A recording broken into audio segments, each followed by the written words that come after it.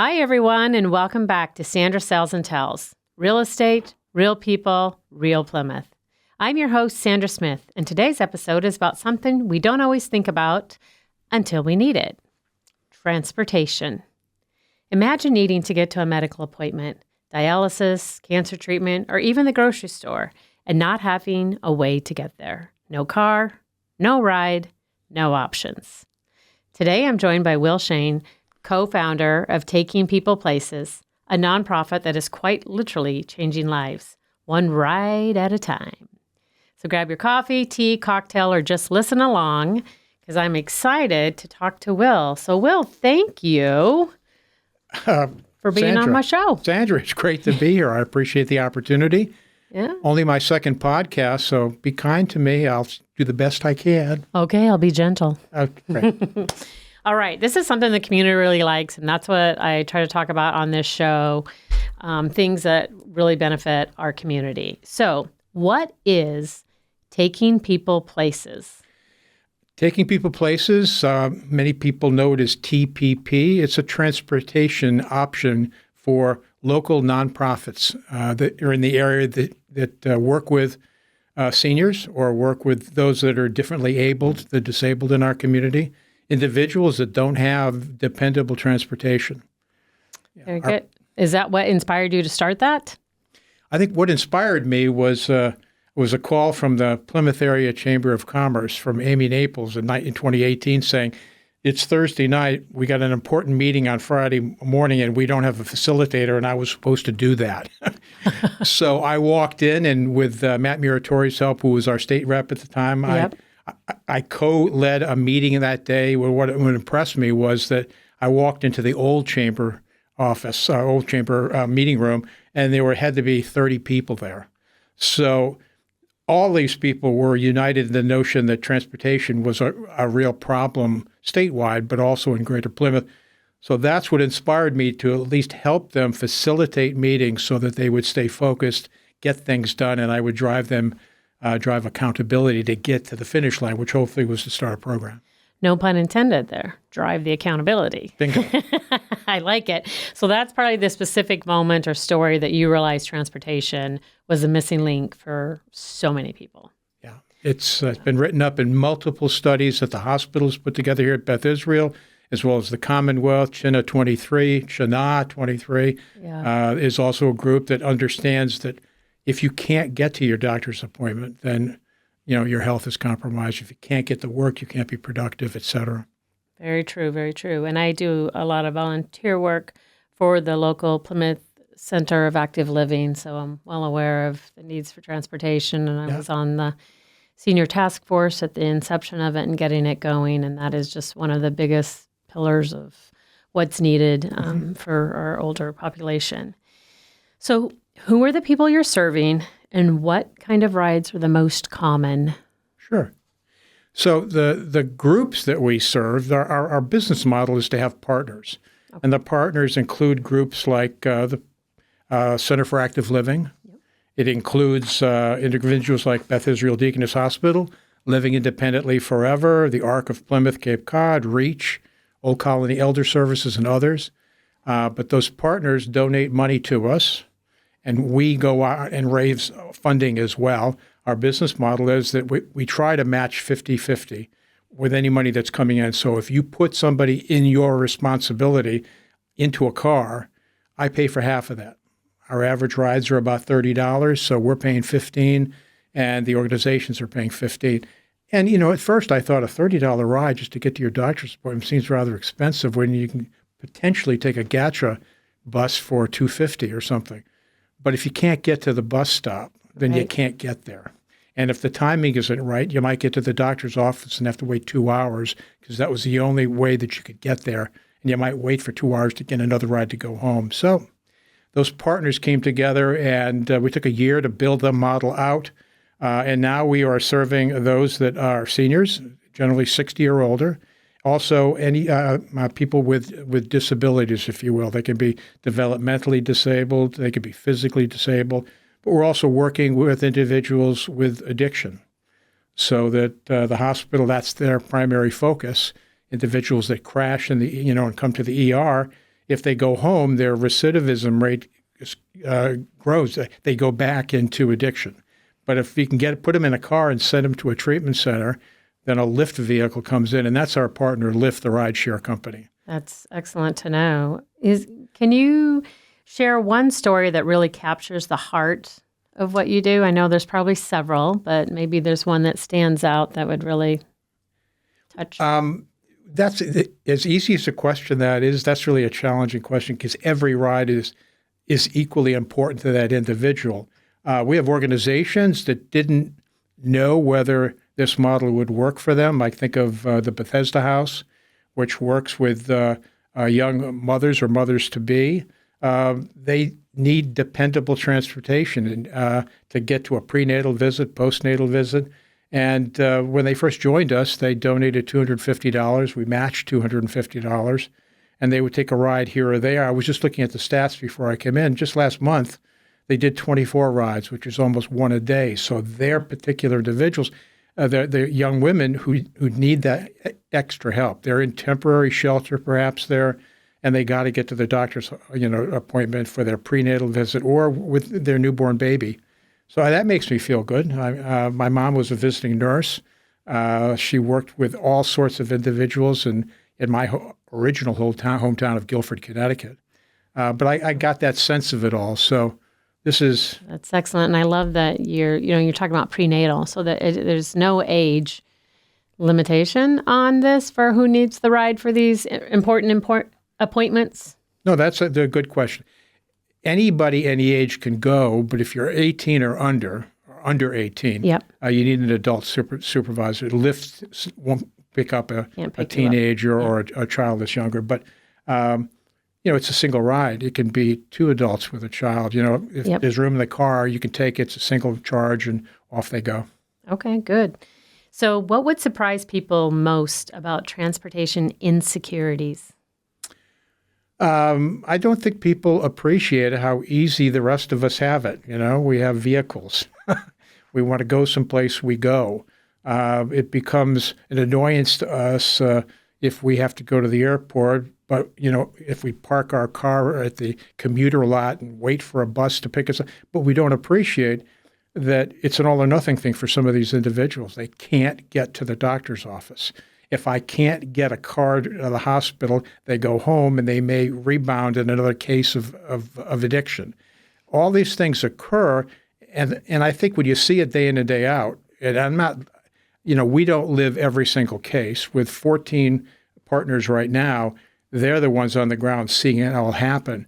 But I can see the statistics. I can see who we're pushing through the organization, and I get personally involved with these people when there might be a problem with a ride. Yeah. Getting a refund, getting a redirection, figuring out how our program may have fallen short so that we can improve it and move on. That's good to hear that you are aware of that or those, issues that might arise, because nothing ever goes 100% all the time. So the fact that you get involved and help to resolve that is big. So what do you think makes this work so safely and smoothly? Well, all of the rideshare companies around the nation have to be screened by their state organizations. It's my understanding that Massachusetts has higher standards than most states. But we do get some complaints from time to time. Somebody didn't pick me up. Somebody was rude to me. Somebody dropped me off the wrong spot. They showed up much later. I missed my appointment. They didn't show up at all. But for the most part, I would say that 99% of our rides go smoothly, safely. We've never had an accident that I'm aware of.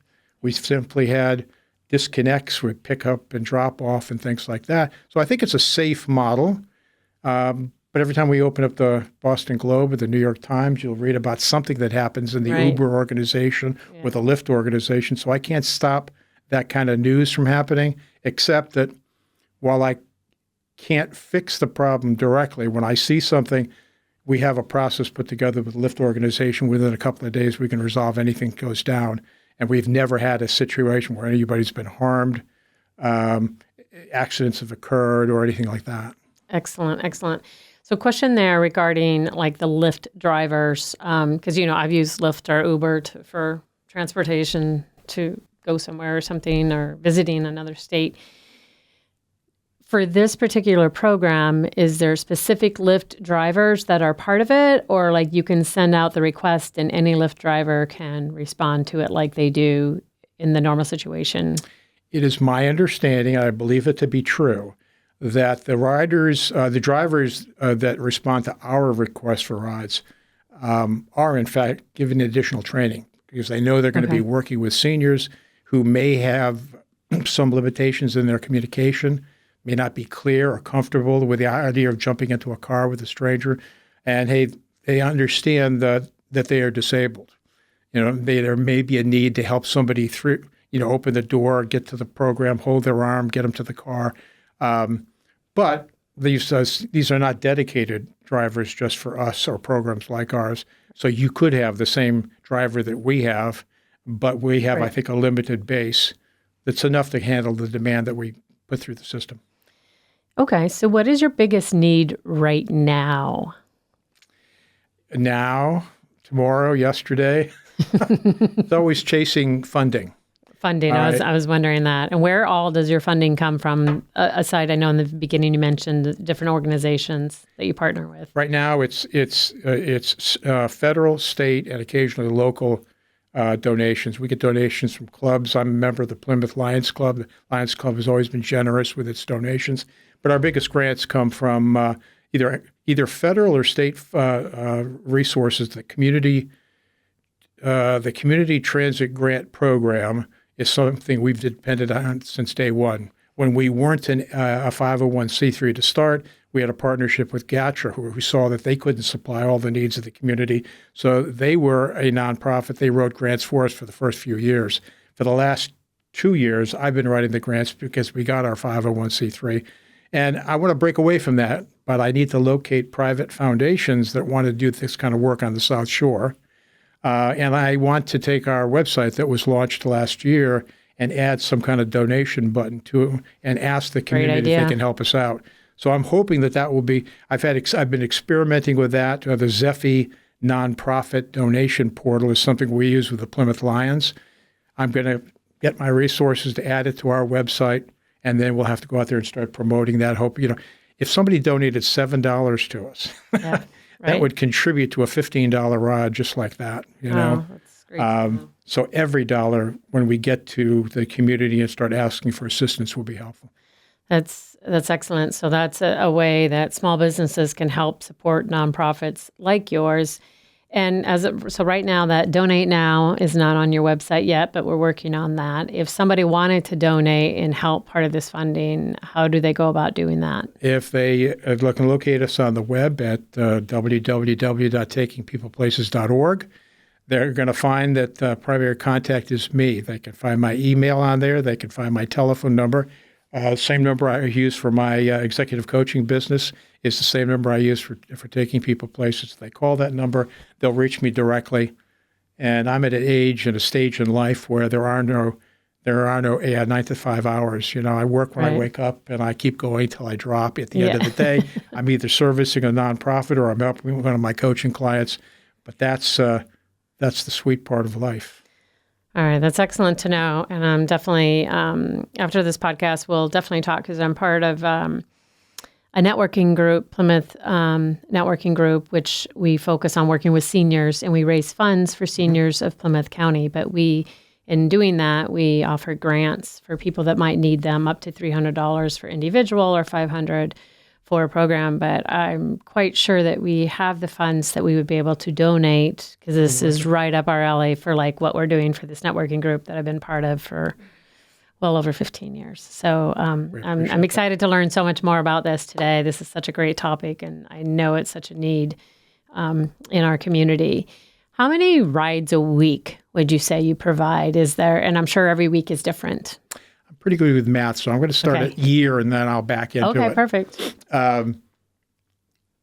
Through no particular effort on our part, we grew last year by 60%.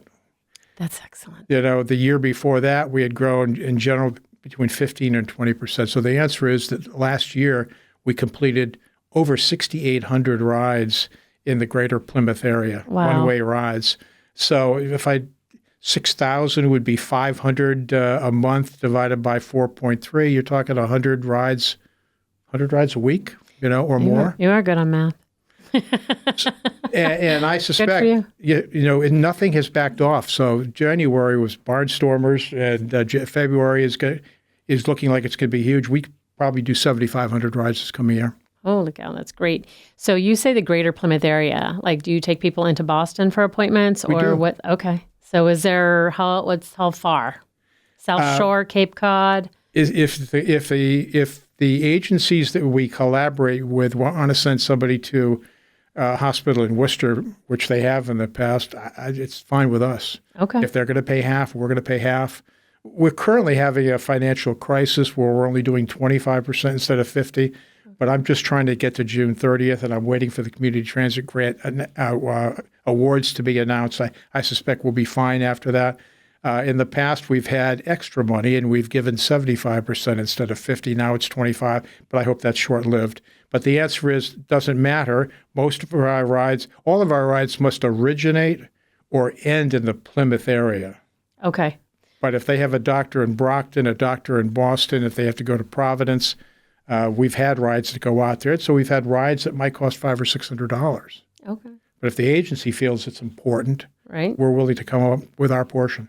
All right. That's excellent. But they have to start in Plymouth. Okay. Why is local involvement so important in towns like Plymouth and the South Shore? Because individual organizations can't do everything alone. Support from the community, even if it's just a pat on the shoulder telling us we're doing a good job, because we're donating our time. Sometimes the problems that I try to resolve are at night. You're tired, but something's up and you got to take care of it. If we could build that portal on our webpage, getting that kind of financial support just means we can extend this program a little bit further. I would hope, maybe someday we'll have a couple of employees, but you're looking at the sole working employee. I have a board of 6 others that represent Department of Developmental Services. It represents, I think we used to have somebody from the ARC. We now have support from the, I didn't write all this stuff down, Katuitt Arts Center on the Cape, and Living Forever. We have some individuals like Frank Carmichael, who is himself is a blind individual, so he understands about challenges. These are the people that give me the advice I need to make certain that I'm heading in the right direction, because before this, I didn't really have an appreciation for the challenges of transportation. Right, and I don't think that most people do, because they're just not aware. We just go about our daily life, getting through the day, and we're not aware of the challenges that affect so many people unless you're in it. So I guess that leads me to my next question, like awareness. How are you guys getting this word out? Like, I heard it because I met you through networking groups, right? So then I've really learned more, and I'm really enjoying this conversation today. But how do we get that awareness out? Sure. Well, the easy answer is we haven't had a lot of need to communicate this at a high level. The web page was launched last year, so before that, it was clearly all word of mouth, because we came ready-made at launch with, I think, 15 collaborating organizations, agencies that had seniors or disabled individuals they wanted to help. Our community was there, our entire population. Yeah. But we've had some come and go. Currently, we have 14 organizations. So with limited funding, I'm not out there advertising like crazy. Right.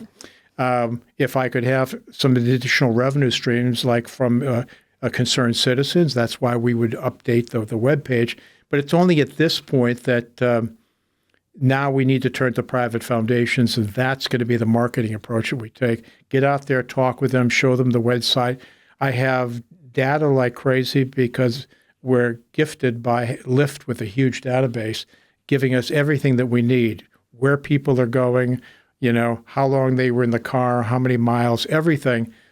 I think the state Mass DOT loves us because they ask us questions that I can give them, KPIs, key performance indicators of our group, and they love all those numbers. Excellent, excellent. This has been very, very educational, and I'm excited to share the news and see how this networking group that I'm part of can help try to donate as well, too. But I'm going to ask you a few final questions, kind of like a little fire round. But what is one word that describes your mission? I know it's a tough Helping one. others, that's 2 words. That's 2 words. Community. Yeah, it really does take a community to bring everything together, no matter what line of work it is. It takes a community. And Plymouth has a very strong community, and there's so many people that are involved in so many things and can help out. So if having you on here today and more people are listening and we can share the word, and hopefully you start getting some funding and donations coming in. But all right, what keeps you going on hard days? Because it sounds like you work sun up till sundown. I do. I mean, but what keeps me going is just knowing that I'm doing everything I can to better something, whether it's, for profit in my coaching service, helping small businesses, break through their log jams, whether it's the TPP organization, knowing that somebody needs to get somewhere for some purpose, and that makes me feel good, whether it's my active work with the Plymouth Lions, organizing their Oktoberfest last year and just releasing their first website in years. It's up and running with donation portals, or being a founding member of the ill-fated Sims House Foundation that still owns a 2-acre pocket park down in Whitehorse Beach that we maintain on an annual basis. A great place to go and sit, relax, and contemplate. So, I want to give back to the community. This is I guess you'd call this my retirement. You definitely give back to the community. You are a good human. You do a lot of good, just even volunteer work, but also a lot of behind the scenes. I think a lot of people don't know that really benefit our community and other organizations. So final question, what is your favorite South Shore spot or even Plymouth spot? Plymouth, you just named a couple. Like, I love that you said you go to Sim's house and you can sit there and contemplate. So 8 or 9 places pop into mind. What's my favorite? Well, we love having dinner, looking at the harbor. I love, so it's kind of a tie between La Baia and Vitamin C, Well, they're right next to each other. They're right next to each other. Nice view. Easy to park. People that I know live in that area. We get together and we have a good time. Oh, I love it. I love it. It's always helpful when you have other people there with you and have a good time like that. So that's wonderful. So if people wanted to reach you, I guess, do you want to say your website one more time for me that has all your information? It's www.takingpeopleplaces.org. And if you want to communicate with me, you can either contact me at Will, W-I-L-L, at takingpeopleplaces.org. Or if you don't remember that, my professional address, which I'll answer, is Will at willshain.com, WILLSHAIN.com. Very easy. So, I hope you guys wrote that down or rewind so that you can get that. But it's been great learning about that. And I always end my podcast with a key of the week to try to tie in the whole real estate deal. And I never know what it's going to be. Sometimes I always write it down before we start this. Sometimes it ties in with whatever you were talking about. But this week's key of the week is community isn't just where we live. It's how we show up for each other. And I think you talked on that a lot. So I must have felt inspired by what you were going to be talking about. Sometimes changing someone's life isn't about grand gestures. It's about one ride, 1 hour, one small act that can make a huge difference. Simple and strong. My key of the week is this. Community isn't just where we live. It's how we show up for each other. Will, thank you so much for your incredible work that you're doing and reminding us that impact doesn't require perfection. It requires participation. Thank you, Sandra, for this opportunity. I do appreciate it very much. Yeah, no, I'm so glad to have you on here. If you want to learn more about taking people places and you want to donate, check out his website. It'll be linked on this once it's up on Spotify, YouTube, and Apple. And as always, if you're thinking about buying, selling, or just want to talk life in Plymouth and the South Shore, I am always here. Until next time, this is Sandra Smith reminding you that real estate is about more than homes. It's about the people.